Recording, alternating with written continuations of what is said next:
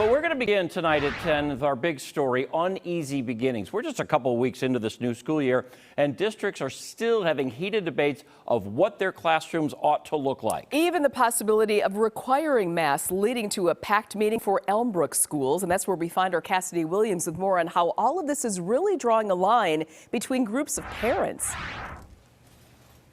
And that meeting, it took hours. It just wrapped up. We're here in the administration building. We're probably going to be kicked out here soon as that meeting just wrapped up. And this community really is quite literally divided at the elementary school level. Parents were given the option. They could put their kids in either a masked classroom or an unmasked classroom. And they found out it was about 50-50. And all of that debate tonight really over these signs, just over this one word, masks recommended, and whether that should ever change.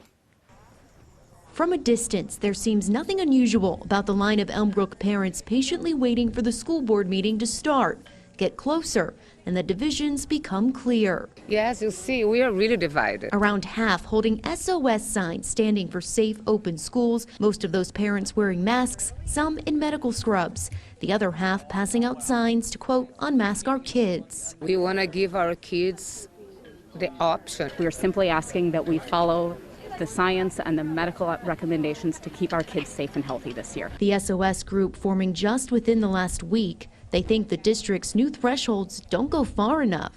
We'd like to see all the COVID plans reviewed by a medical expert review panel. While others are upset at even the idea of masks coming back if cases go back up. It kind of feels like a bait and switch. The school board debated for almost 2 hours about the new charts created by the school to decide when stricter steps should be taken.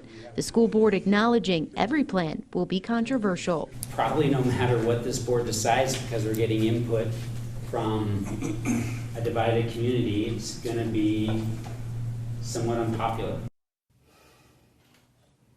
In the end, the board ultimately approved a slightly modified version of those charts that the district had created. So as for tomorrow, none of these signs, nothing will change for tomorrow. What they approved is just some guidelines for when a certain student's absent rate hits a certain point.